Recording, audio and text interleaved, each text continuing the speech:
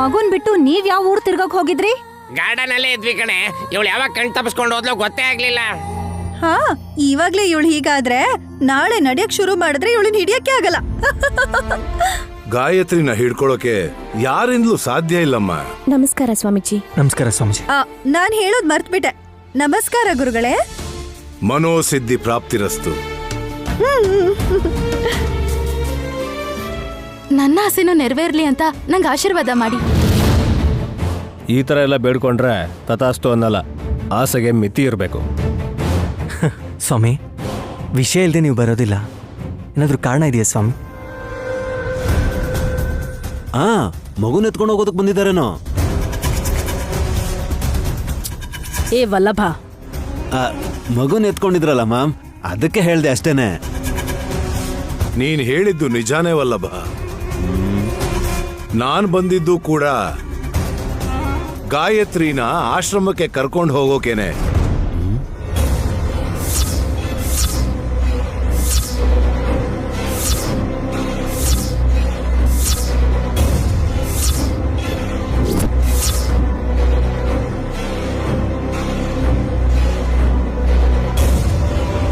ನೋಡಿದ್ರಾ, ನಮ್ಮಕ್ಕ ಏನು ಮಾತಾಡದೆ ನಿಂತಿದ್ದಾಳೆ. 9 ತಿಂಗಳು ಹೊತ್ತು ಹೆತ್ತಿರೋ ಗಾನವಿನ ಕರ್ಕೊಂಡು ಹೋಗ್ತೀನಿ ಅಂದಿದ್ರೆ ಖಂಡಿತ ಬೇಡ ಅಂತಿದ್ಲು. ದೇವಸ್ಥಾನದಲ್ಲಿ ಹುಟ್ಟು ಬೆಳೆದಿರೋ ಗಾಯತ್ರಿನ ಆಶ್ರಮ ಕರ್ಕೊಂಡು ಹೋಗ್ತೀನಿ ಅಂತಂದಾಗ ಅದಕ್ ವಿರೋಧಿಸ್ಲಿಲ್ಲ. ಸುಮ್ಮನ ಮಹಾನುಭಾವರು ಯಾವುದನ್ನು ಯಾವತ್ತೂ ಸುಮ್ಮನೆ ಹೇಳಲ್ಲ. ಒಳ್ಳೆ ಉದ್ದೇಶನೇ ಇರಬೇಕು, ಅದಕ್ಕೆ ಬಂದಿರಬೇಕು ಅನ್ಸುತ್ತೆ. ಹೌದು ವಿಶಾಲ, ಕೆಲವು ದಿನ ಈ ಮನೆಯಲ್ಲಿ ನಡೆಯೋ ಕೃತ್ಯಗಳಿಂದ ಗಾಯತ್ರಿ ಅದನ್ನ ನೋಡದೆ ನಂದನವನದಲ್ಲಿದ್ರೇನೆ ಒಳ್ಳೇದು ಅನ್ಸುತ್ತೆ. ಗುರುಗಳೇ, ಈ ಮಗು ಮೇಲೆ ನಿಮ್ಗ್ಯಾಕೆ ಅಷ್ಟೊಂದು ಮಮಕಾರ? ಚಿಕ್ಕ ಮಕ್ಕಳು ಅಂತ ಬದ್ರಿನಾಥ, ಗಾನವಿ ಎಲ್ಲ ಇದಾರಲ್ಲ. ಸ್ವಾಮಿಗಳಂದ್ಮೇಲೆ ಎಲ್ಲ ಒಂದೇ ಅಲ್ವಾ ಮಾಮ್? ಜೋಗಯ್ಯ ಶಾಸ್ತ್ರಿಗಳು ಮತ್ತೀ ಗುರುಗಳು ಪೂಜೆ ಪುನಸ್ಕಾರ ಅಂತ ಮಾಡ್ತಿರ್ತಾರಲ್ವಾ, ಗಾಯತ್ರಿನೂ ಅದೇ ಟೈಪ್ ಅಂತ ಕರ್ಕೊಂಡು ಹೋಗೋದಕ್ಕೆ ಬಂದಿದ್ದಾರೆ. ಮಿಸ್ಟರ್ ಕೊಳತ್ ಬಟಾಟಿ, ಏನೇ ಹಂಗಂದ್ರೆ? ತರಕಾರಿ ಹೆಸರಲ್ಲಿ ನಿಮ್ಮನ್ ಕರೆದೆ ಹಸ್ಬೆಂಡು. ವಿಷಯ ಏನು ಅಂದ್ರೆ, ಗ್ರಹ ಬಲ ಮತ್ತೆ ಜಾತಕನ ದೃಷ್ಟಿಯಲ್ಲಿಟ್ಕೊಂಡೆ ಗಾಯತ್ರಿನ ಕರ್ಕೊಂಡು ಹೋಗ್ತಿದ್ದಾರೆ. ಯಾರಂದ್ರೆ ಅವ್ರನ್ನ ಕರ್ಕೊಂಡು ಹೋಗಕ್ ಆಗಲ್ಲ.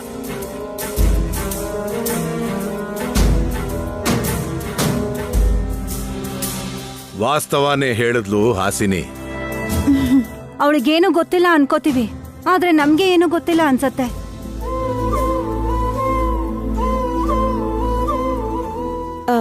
ಮಗು ಗ್ರಹಸ್ಥಿತಿ ಚೆನ್ನಾಗಿಲ್ಲ ಅಂತಿದ್ದೀರಾ ಸ್ವಾಮೀಜಿ?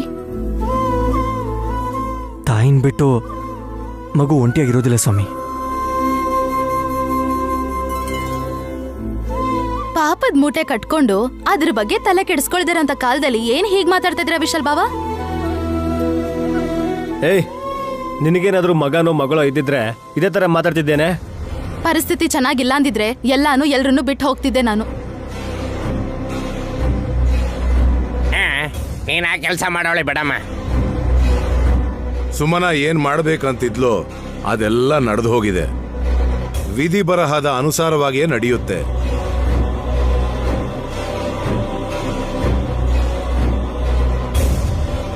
ಎಲ್ಲ ಬಿಟ್ಬಿಡ್ತೀನಿ ಅಂತ ಹೇಳ್ತಾಳೆ ಹೊರತು ಕೆಲವು ಅವಳನ್ನೇ ಬಿಡೋದಿಲ್ಲ. ಸೊಕ್ಕು, ಸೋಮಾರಿತನ, ನಿರ್ಲಕ್ಷ್ಯ ಇದೆ ಅಲ್ವಾ? ಅದು ಹುಟ್ಟಿನಿಂದ ಬಂದಿರೋದು ವಿಕ್ರಾಂತ. ಹುಟ್ಟೋದಕ್ಕೋಸ್ಕರ ಬರ್ತಿರೋದನ್ನ ನಾನ್ ಹೇಳ್ತಿರೋದು.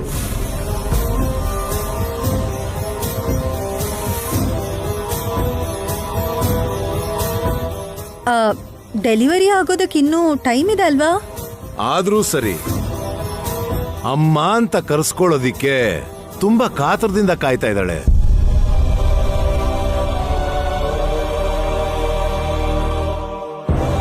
ನಮ್ ಪಾವನ ಮೂರ್ತಿ ಮಾವ ಕೂಡ ಸುಮನಮ್ಮ ಅಂತಾರೆ. ನನಗಾಗ್ಲಿ ನೈನಿಗಾಗ್ಲಿ ಕರಿಬೇಕಾದ್ರೆ ಕೊನೆಗೆ ಅಮ್ಮ ಅಂತಾನೆ ಹೇಳೋದು ಚಿಕ್ಕಪ್ಪ. ಅದಲ್ಲ ಅಕ್ಕ, ನಿನ್ನೆ ಮದರ್ಸ್ ಡೇ ದಿನ ನನ್ನ ತಂಗಿ ಹುಚ್ಚುಚ್ಚಾಗಿ ಆಡ್ತಿದ್ಲಲ್ವಾ, ಅಮ್ಮ ಆಗ್ತಿದ್ದೀನಿ ಅನ್ನೋ ಖುಷಿಲಿ ಗಲಾಟೆ ಮಾಡಿದ್ದಕ್ಕೆ ಅವಳ ಫೋಟೋ ಹತ್ಕೊಂಡು ಉರಿತಲ್ಲ. ಪೂರ್ತಿಯಾಗಿ ಸುಟ್ಟೋಯ್ತಾ? ಹುಟ್ಟುಗುಣ ಸುಟ್ಟರು ಹೋಗಲ್ಲ ಅನ್ನೋ ಹಾಗೆ ಒಂದು ಚಿಕ್ಕ ತುಂಡು ಉಳ್ಕೊಂಡಿದೆ ಸ್ವಾಮಿ. ಅದೆಲ್ಲಿದೆ? ಬಿಸಾಕ್ಬಿಟ್ಟೆ. ಅದನ್ನಿಟ್ಕೊಂಡು ನಾನೇನ್ ಮಾಡ್ಲಿ? ಅದನ್ನ ನಿನ್ನ ಹತ್ರನ ಇಟ್ಕೊಂಡು ಬಿಸಾಕ್ದೆ ಅಂತ ಯಾಕೆ ಸುಳ್ಳು ಹೇಳ್ತಿದ್ಯಾ ಸುಮನ?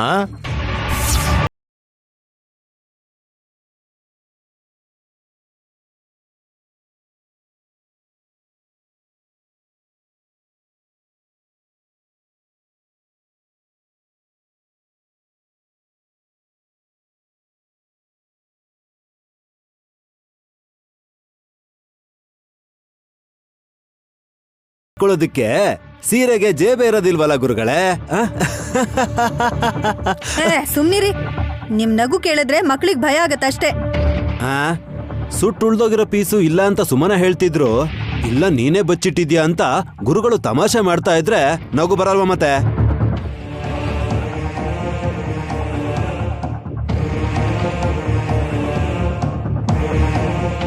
ನಾನ್ ತಮಾಷೆ ಮಾಡೋದಿಲ್ಲ ವಲ್ಲಭ. ಅದು ಸುಮನ ಹತ್ರನೇ ಇದೆ. ಅದನ್ ತೆಗ್ದು ಬೀರು ಒಳಗೆ ಹುಷಾರಾಗಿಡೋದಿಕ್ಕೆ ಅದೇನಾದ್ರೂ ಬಂಗಾರ ದೊಡ್ವೇನಾ? ನಿನ್ನ ಹತ್ರ ಇರೋದನ್ನ ಈ ಗಾಯತ್ರಿ ಹೊರಗಡೆ ತೆಗಿತಾಳೆ, ಪರವಾಗಿಲ್ವಾ?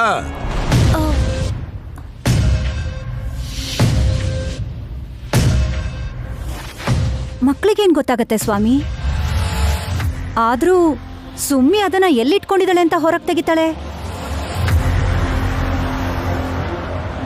ಅಷ್ಟೊಂದು ನಂಬಿಕೆಯಿಂದ ಹೇಳ್ತಿದ್ದಾರೆ ಅಂದ್ರೆ ಇದ್ದೇ ಇರುತ್ತೆ ಚಿಕ್ಕಮ್ಮ.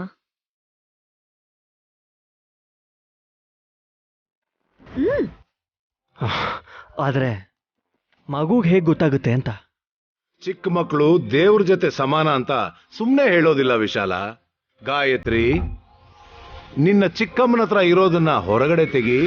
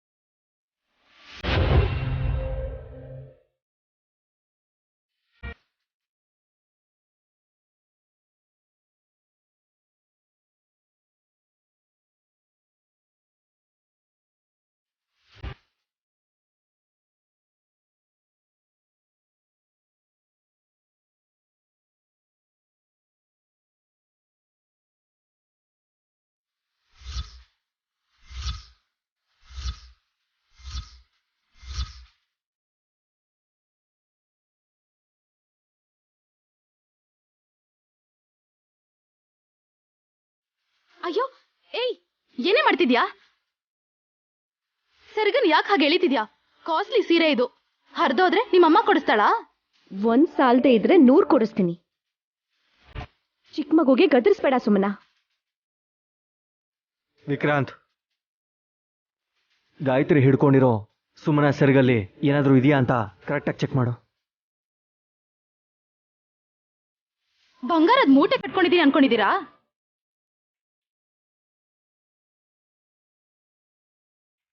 ನಿನ್ ಗಂಡನ್ನೇ ಸರಗಲ್ ಕಟ್ಕೊಳಕ್ ಆಗ್ಲಿಲ್ಲ, ಇನ್ನೇನ್ ಕಟ್ಕೊಂಡಿರ್ತೀಯ? ವಿಕ್ರಾಂತ್, ಹೋಗ್ ನೋಡೋ. ಬಾ ಕಂದ.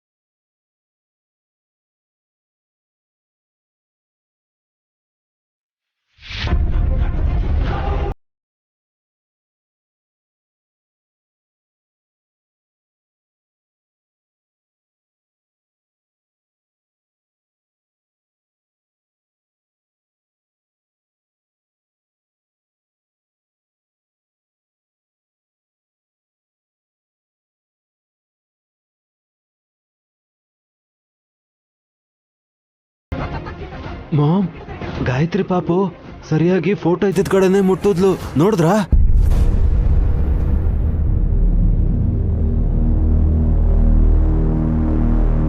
ಸುಮನಾ, ಅದನ್ಯಾಕೆ ಸೆರಗಕ್ಕೆ ಕಟ್ಕೊಂಡಿದ್ಯಾ? ಅದ್ ಹೇಗ್ ಬಂದ್ ಸೀರಿಯಲ್ ಸೇರ್ಕೊಂತು ನಂಗೆ ಗೊತ್ತಿಲ್ಲ ಅತ್ತೆ.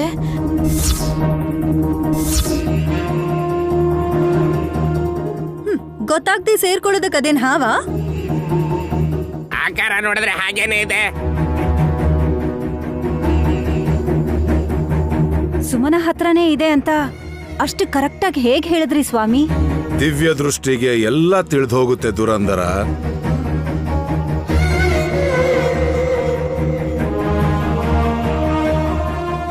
ಅದೇ ದೃಷ್ಟಿಯಿಂದ ಗಾಯತ್ರಕ್ಕ ಪುನರ್ಜನ್ಮ ಪಡೆದು ಎಲ್ಲಿದ್ದಾರೆ ಅಂತ ಹೇಳ್ತೀರಾ ಗುರುಗಳೇ? ಹೇಳಿದ್ರು ಅದು ನಿಮ್ಗೆ ಅರ್ಥ ಆಗೋದಿಲ್ಲ ತಿಲೋತ್ತಮ. ಪ್ರಯತ್ನ ಪಡ್ತೀನಿ.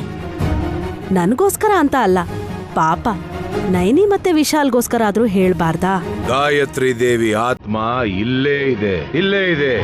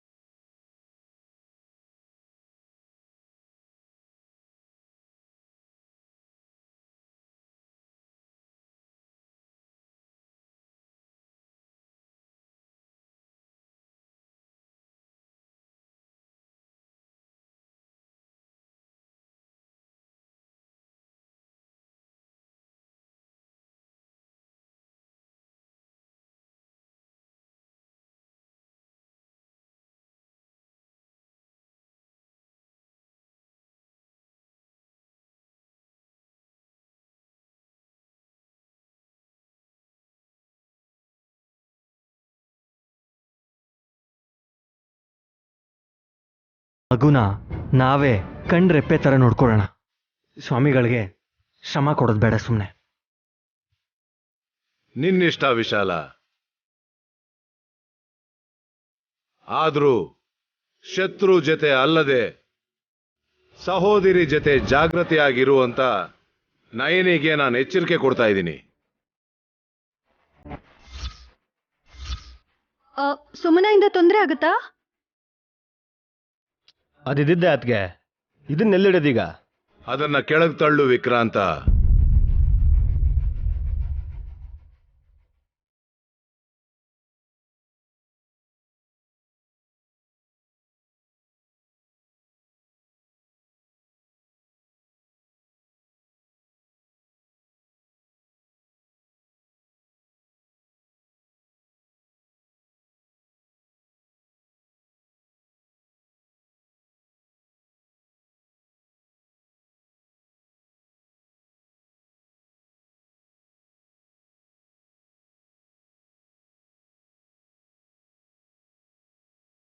ಮತ್ತೆ ಅದನ್ನ ತೆಗೆಯೋದಕ್ಕೆ ಹೋಗ್ಬೇಡಿ.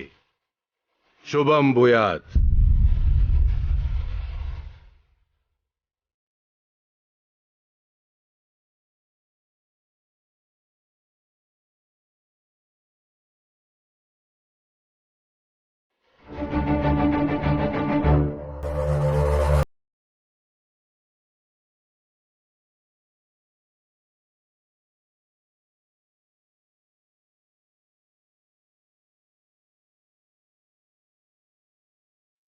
ಅತ್ತಿಗೆ, ಅತ್ತಿಗೆ,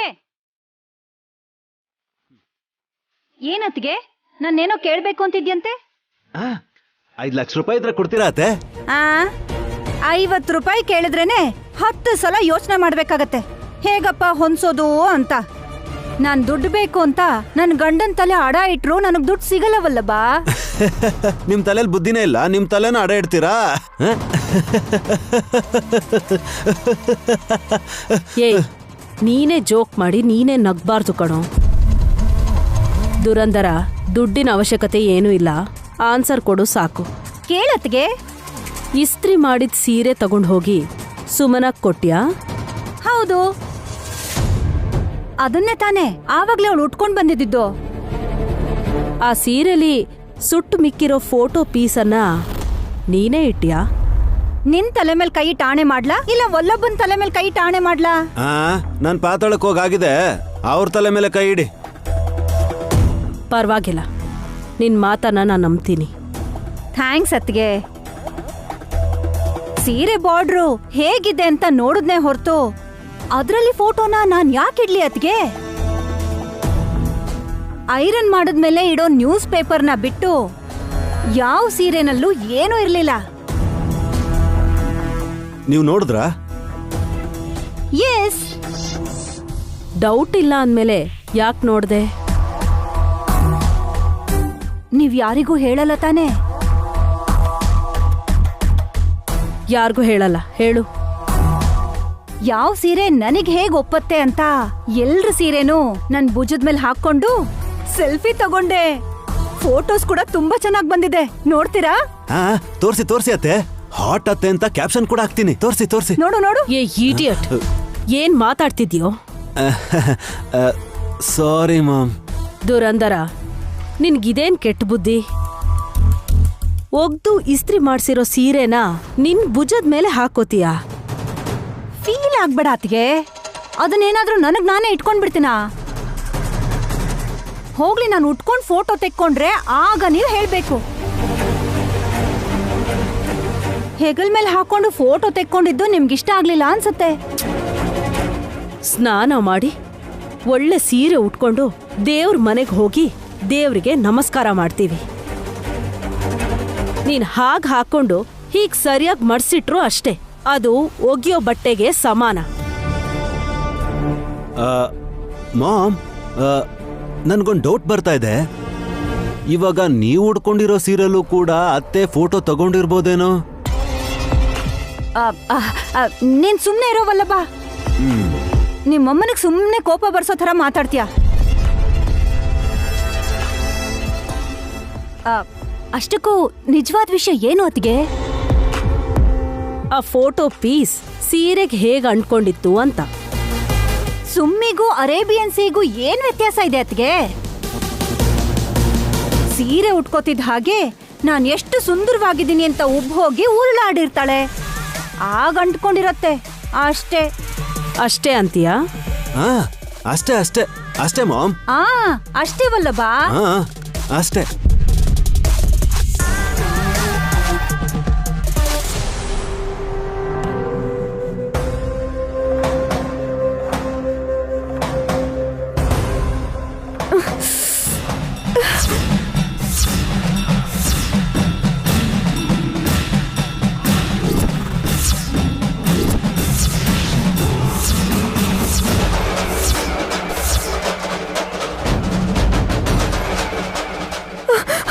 ಏನಿದು? ಕೈಯ ಕಾತರ ಆಗಿದೆ. ಯಾರ ಕೈ? ಯಾಕೆ ಈ ತರ ಸೂಚನೆ ಸಿಕ್ತು ನನಗೆ? ನೈನಿ, ಕೈಗೇನಾಯ್ತು? ಏನಿಲ್ಲ ಯಜಮಾನ್ರೆ. ಮತ್ತೆ ಯಾಕೆ ಹಾಗೆ ನೋಡ್ಕೋತಿದ್ಯಾ? ಮೆಹಂದಿ ಹಚ್ಕೊಂಡ್ರೆ ಚೆನ್ನಾಗಿರುತ್ತೆ ಅಂತ. ಗೋರಂಟಿ ಬಂಗಾರ ಥರ ಬದಲಾಗ್ಲಿ ಅಂತಾರೆ, ಆದರೆ ಕೈಯೇ ಬಂಗಾರ ಆಗ್ಬಿಟ್ರೆ ಹೇಗಿರುತ್ತೆ? ಹಲೋ ಮೆಂಟಲ್, ನೆನ್ನೆ ರಾತ್ರಿ ನೆನ್ಪು ಮಾಡ್ಕೋತಿದ್ಯಾ? ಆದರೂ ನೀನು ಏನೇ ಹಿಡ್ಕೊಂಡ್ರೂ ಅದು ಬಂಗಾರನೇ ಆಗುತ್ತೆ ನೈನಿ. ನಿನ್ನ ಕೈಯಿಂದಲೇ ನಾನು ಬಿಸ್ನೆಸ್ ಸ್ಟಾರ್ಟ್ ಮಾಡಿದೆ. ಈಗ ಎಷ್ಟು ಕೋಟಿ ಸಂಪಾದನೆ ಮಾಡಿದ್ದೀನಿ. ಎಷ್ಟು ಸಂಪಾದಿಸಿದ್ರು ಕೊನೆಗೆ ಖಾಲಿ ಕೈಯಲ್ಲೇ ಎಲ್ಲ ಬಿಟ್ಟು ಹೋಗ್ಬೇಕಲ್ವ ಯಜಮಾನ್ರೆ?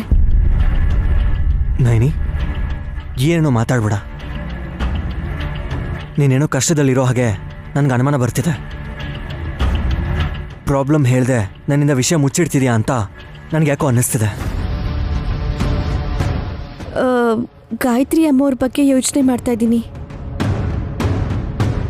ಏನಾಯ್ತು? ಆಸ್ತಿ ಅಧಿಕಾರದ ಅನುಭವನ ಅವ್ರು ಅನುಭವಿಸಿದ್ರು ಕೂಡ ಯಾಕವರು ತಮ್ಮ ಕೈನ ಹಾಕಿ ಸುಟ್ಕೊಂಡ್ರು ಅಂತ. ಡ್ಯಾಡ್ನ ಕೇಳಿದ್ರೆ ಹೇಳಲ್ಲ. ಗುರುಜಿನ್ ಕೇಳಿದಿದ್ರೆ ಚೆನ್ನಾಗಿರೋದು. ಸುಮನ ಆಡೋದನ್ನ ನೋಡಿದ್ರೆ ಯಾಕೆ ಹಾಗೆ ಮಾಡ್ತಿದ್ದಾಳೆ ಅಂತ ನನಗೆ ತುಂಬ ಚಿಂತೆ ಆಗ್ತಿದೆ ಯಜಮಾನ್ರೆ. ನೈನಿ, ನಾನೊಂದು ವಿಷಯ ಹೇಳ.